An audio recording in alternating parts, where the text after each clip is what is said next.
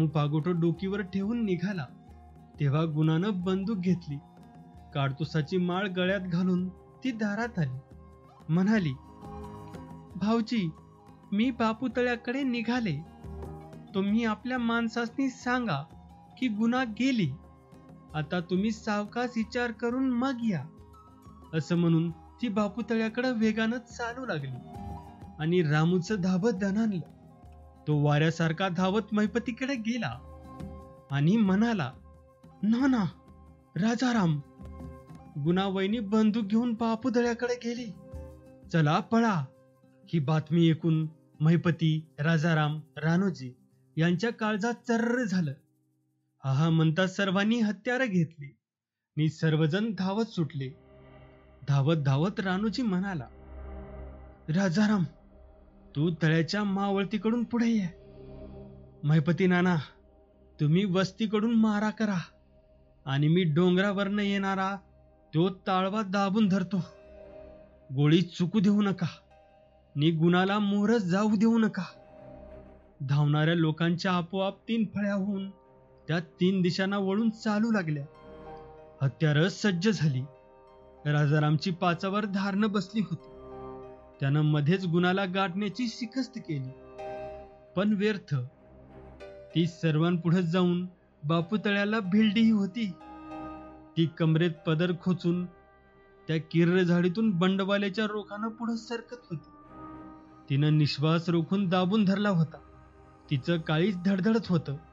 नियाज, मल्ल्या नाहीतर नरशा, दोघांपैकी एकाला ठार करायचं असा तिने निर्धार केला होता. जंगल शांत होतं. चंद्र डोकीकडे येत होता. झाडांच्या सावल्या त्याच झाडांच्या खाली गोळा होत होत्या. कसलाही आवाज होत नव्हता. चराचर निशब्द झाले होते. डोंगरातील जनावरांची तळ्यावर येऊन पाणी पिण्याची वेळ झाली होती. गुन्हा प्रत्येक पाऊल जपून टाकत होते.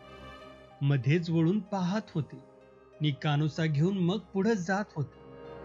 आपल्या मागून कुणीतरी दबा धरून येत आहे याची तिला मुळीच कल्पना नव्हती. ती त्या तळ्याच्या काठावर आली. तिनं समोर पाहिलं. तळ्यापलीकडं अगदी काठावर जाळ जळत होते. नरशा निजला होता. मल्ल्या जागत बसला होता. बाजूला 2 गडी बोलत होते. गुणानं एका झाडाचा आडोसा घेऊन ओल सावलीत बैठक मारली. चांदण्याचा झगझगाट झाला होता. त्या शुभ्र प्रकाशात तो सर्व प्रदेश न्हाऊन निघाला होता. राजाराम आपली माणसं घेऊन वाऱ्यासारखा तळ्याकडे सरकत होता. गुन्हा कुठं गेली, तिचं काय झालं या विचारानं त्यांचं काळीच फोल्ड होतं. परंतु आता मागं फिरणं शक्य नाही. गुन्हा अजून दूर गेलेली नाही असं म्हणून तो स्वतःची समजूत करून तळ जवळ करीत होता. महिपतीनं आपली फळी पुढं आणली होती आणि रानोजी डोंगरातून येणाऱ्या ताळव्यानं खाली येऊन एका जागी दबा धरून बसला होता. झटापट जवळ आली होती. गुणानं बंदूक सरळ धरून मल्ल्याच्या छातीचा नेम धरला नि चाप दाबला. गोळी कडाळली. रात्रीची चेरफाड झाली. डोंगर हादरला आणि त्या आवाजानं क्षणात गोंधळ माजला. पाखरं उठली. जनावरं पळू लागली. मल्ल्याची छाती फुटून तो डोकं कापून सोडलेल्या कोंबड्याप्रमाणे धडपडू लागला. नरशा धडपडून उठला. सर्व दरोडेखोर बावचळून गेली. मल्ल्याची ती भयान धडपड पाहून कित्येकाची गाळण उडाली. नरशानं बंदूक उचलून गुणाच्या रोखानं एक गोळी झाडून आपणही तयार आहोत हे जाहीर केले आणि गपकन राजारामने येऊन गुणाच्या बाजूला बैठक मारली.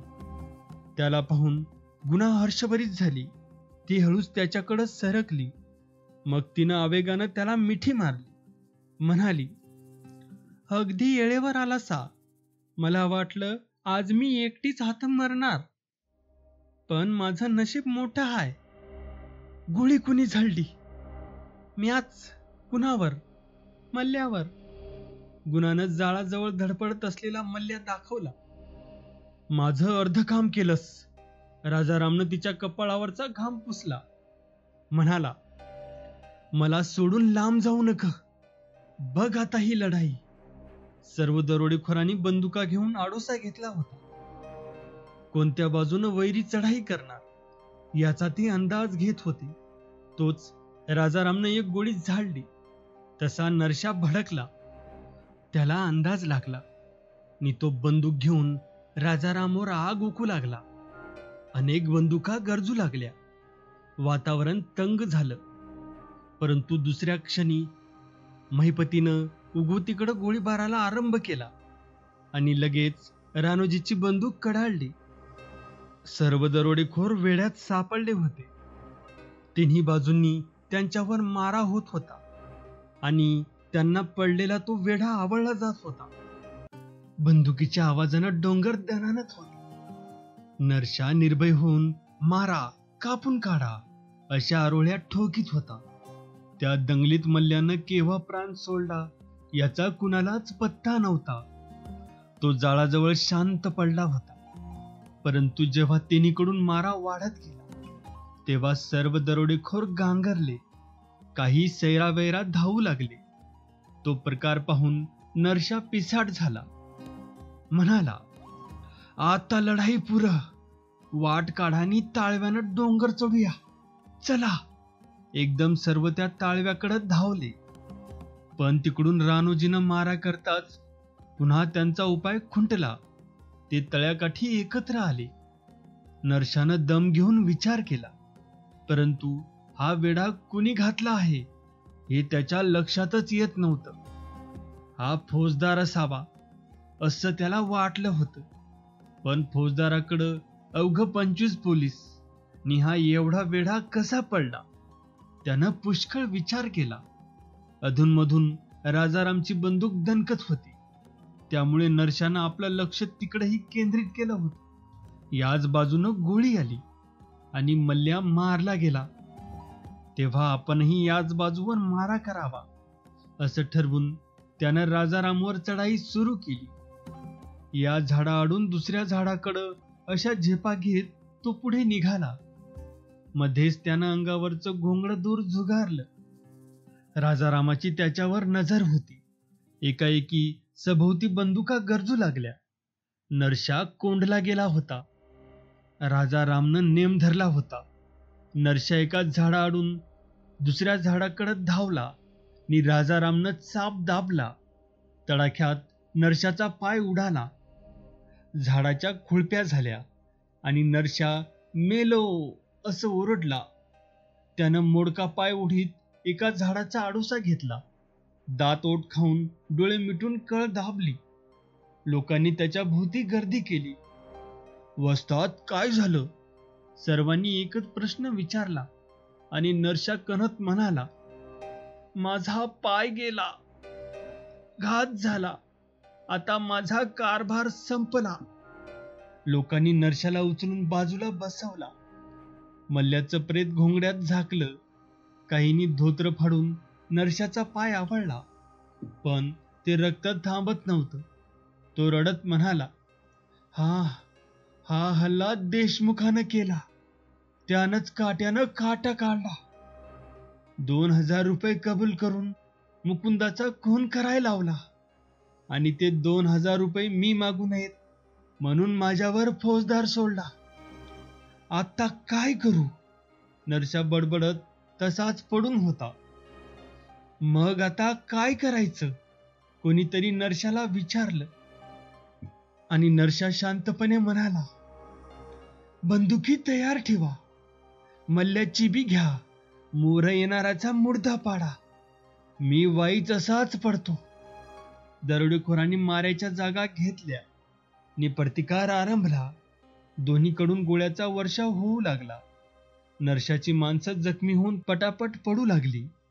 काहींचा धीर सुटून त्यांनी पळ काढण्याचा विचार केला. थोड्या वेळानं नरशाची कळ कमी झाली. मग तो बंदूक ठेवून उठला. उभं राहून त्यानं सर्वत्र नजर फिरविली. तो म्हणाला, आता लढून फायदा नाही. ज्याला पळता येईल त्यानं पळ काढावा. आता जीव वाचवावा. तुमची माझी संगत संपली. मी निघालो. असं म्हणून तो एक पाय ओढीत धावला आणि ओल सावलीनं जाऊन त्या ओढ्यात पडला नि ओढ्याच्या धारेत गप्प पडून तो वाहत गावाकडे निघाला. नरशा फळी फोडून गेला. ही गोष्ट कुणाच्याच लक्षात आली नाही. नरशा गेल्याचं पाहताच त्याच्या लोकात गोंधळ माजला. जखमी माणसं नि मल्ल्याचं मढत तिथंच टाकून जो तो दिसेल त्या वाटेनं पळत निघाला. काही अडकून पडले. त्यांना मार्गच मिळाला नाही. राजाराम, महिपती, राणोजी हे आपापल्या जागेवर मजबूत होते. नरशा प्रतिकाराची लढाई करीत आहे तेव्हा त्याच्यावर चढाई करणं बरं नाही. वेढा कायम ठेवून सूर्योदयाची वाट पाहावी असं सर्वांनी ठरवलं. नि सक्त पहारा बसवला. इळापुराचे लोक वेढा देऊन बसले होते. तळ्याच्या पलीकडं नरशाची माणसं दबा धरून पाहत होती.